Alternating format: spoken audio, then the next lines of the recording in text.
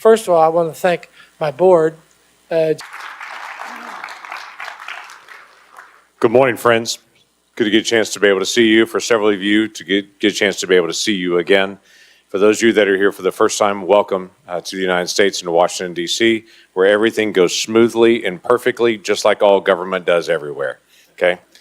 So I very much appreciate the time for you to be able to be here and to be able to do the research. Hopefully the time in the hallways of meeting people from other nations and to get a chance to be able to share ideas is beneficial as well, just in your own conversation.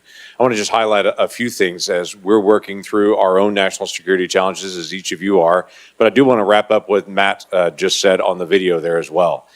As we're currently working on a package right now that will deal with the Indo-Pacific and Taiwan, obviously included in that, Ukraine, Israel, and our own southern border as a risk that we see internationally and nationally of how we're managing things internationally. We're currently in that heated debate, but I will tell you on the China side, I continue to talk to friends in other nations who will say, yes, China is providing our telecommunications.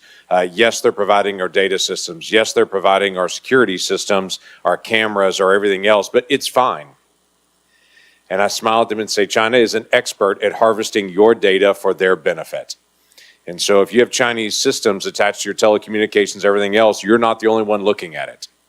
They are as well. And I've talked to some folks that have said, well, what could they do with that data? I don't want us to be able to find out, to be able to see what that means and actually how it controls and what data that they can use on you as a leader to say, I've been able to gather information about you as well specifically, and to be able to use that for whatever purposes they choose to. So it's just one of those things that as interact with people, we'll look at it and say, okay, we trade with China. By the way, we do too, as the United States. We trade with them as well, but we also use caution on what access they have to what piece of technology and what location to be able to make sure we're going to trade. We're not going to continue to be able to just turn things over to China and assume that that's going to get better in the days ahead, but it's just a consideration to be able to make in the days ahead. Obviously, there's a lot happening with Ukraine and in Europe right now. Many of us have partnered together as nations to be able to stand with Ukraine in the days ahead as they fight a war for their very existence. It is the right thing to be able to do. We've seen what happens in land wars in Europe in the 20th century, and we never want to be able to see that again. But we're watching it right now in Europe. And it is to our strategic advantage in the world sense of peace to be able to see an end to this war and to see Russia actually pushed out of areas that they have invaded. No nation should be able to say to the nation next door, there are people that speak my language in your country, so I own that part of your country. That should never be so. So, as we stand together and as we work together to be able to speak out in those areas, let's continue to remain consistent. There are things that we're better at. There are some people that are better at governance. Many of the nations around Ukraine have taken on a tremendous number of refugees into their country. There are some nations that are better at providing weapon systems or advice or intelligence. But let's do what we're good at, to be able to stand for the peaceful resolution of issues of differences, rather than allowing one nation to be able to cross a border and say, well, you have what I want and I'm just going to come take it. That does not end well in so many ways. What we've seen in the recent days in Israel has been chilling to all of us. To watch a brutal act of terrorism, and for those of us in civilized areas to be able to say, we're going to push back against terrorism in every place that we possibly see it. To be able to see acts of terrorism that happen, whether that be in the Horn of Africa, and acts of terrorism that are there, whether that be in Gaza and acts of terrorism there, whether that be in Western Africa and acts of terrorism there, or in Yemen, or in different places, to be able to identify that, or whether it be in Colombia, quite frankly, and actions that are occurring there to be able to push back against free people. We should be able to speak out as a whole group of nations to be able to say, we oppose that. That shouldn't be a hesitation for us. That should be a consistency for us to be able to say, we want to stand for the freedom and rights of all individuals to live peacefully, even with their neighbors next door that disagree with them, and try to be able to figure out how to be able to resolve that without bloodshed in the process. Our southern border has become a fascinating study of the UN, basically, because we have seen 150 nations that have crossed our southern border as we actually try to process through how do we handle migration, as many of your nations have worked to be able to handle migration as well in different ways. How do we process that best, and how do we provide a legal pathway to individuals to be able to have an orderly process and for a disorderly process to be discouraged. Our nation's been like many of your nations as well.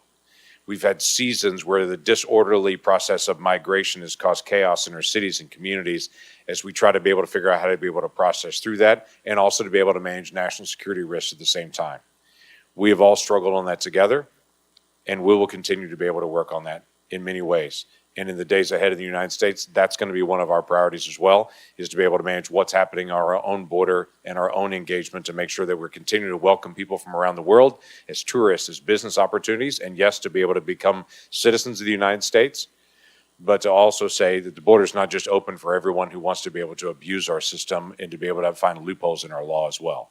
Our nation's much like yours in that sense as well, that we want to be able to provide those orderly pathways, but it needs to be orderly in the process on that. One other thing on this as well, and I'm just have the opportunity to just be able to say welcome and to be able to engage. You've got a lot of great speakers and a lot of things that are happening today. I would tell you this, the United States is still open to relationships and conversations. We are proud of the relationships that we have with multiple nations around the world and the work that we continue to be able to do to be able to continue to advance trade, to continue to advance opportunities for us to be able to find ways for economic development for all of our countries together. We have no sense that America wins, you lose. We want us all to be able to succeed and to be able to prosper together. We've not always been good at that, but this basic value of how do we actually be successful in our own nation as you want in your own nation, but also to be able to partner together is exceptionally important. In areas where we're not trading well, let's talk it out. Let's figure it out. Because you have priorities in your nation like we have priorities in ours, and we want to be able to continue to be able to open that up. I would tell you, we want more trade. We want more engagement. We want more sharing of ideas. That is something that we're open to and will continue to remain open to. I live in the state of Oklahoma, which if you haven't been there, you need to come visit us. Oklahoma is right in the center of the nation. And when you come to Oklahoma, we'll feed you a very good steak. We'll drive you through some beautiful farmlands, and we'll show you some great manufacturing locations that are there, including manufacturing locations literally from all over the world that are based in Oklahoma because we have a ready workforce, we have access to our highways and rail, we even have an inland port in my state of Oklahoma. Why do I say that to everyone? Because you'll find my state's like many states. We're open to international cooperation, we're open to international trade, and we've not just said it, we've actually done it. So whether it is Italian wind farms that are in my state, or whether it is manufacturing for tires and all kinds of computer parts and for airplane parts and companies that are all over the world that are basing there, or whether it's our trade going the other direction. We want to be able to maintain that cooperation because I've learned several things. When we trade together, that means we're talking to each other.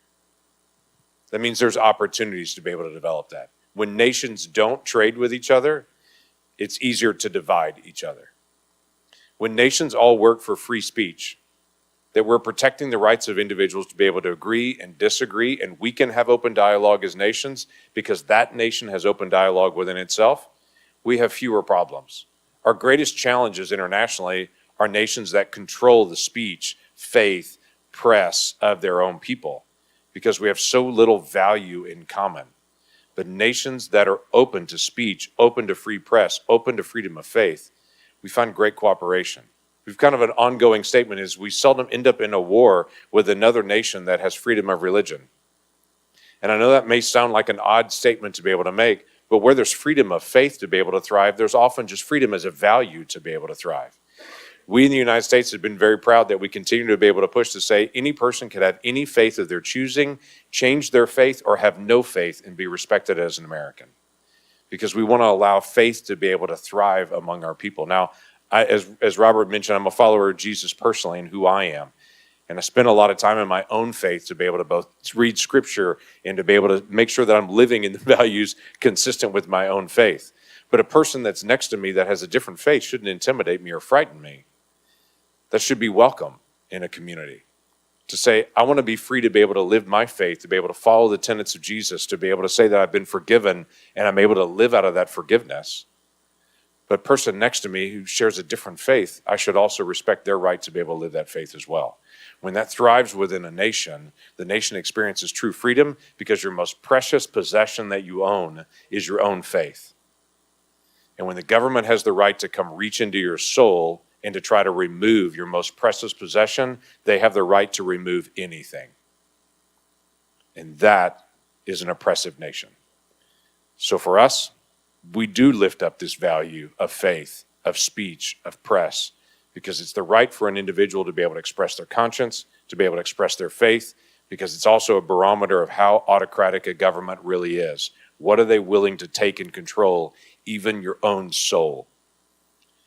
So we thrive on trying to be able to protect the rights of those individuals and partner with nations that also have this same value to say, we're going to protect the rights of the individual as we still work together as a nation, as we work together as a group of nations to be able to thrive peace across the world. And we have a lot to do. Thanks for your partnership and your engagement in so many areas. We look forward to that ongoing partnership. And for so many of you that I've known for so many years, welcome back to Washington, D.C. Grateful that you're here. Spend lots of dollars while you're here. It'll help our economy, okay? But I'm grateful to have the time with you. God bless you. Thank you. Thank you, sir.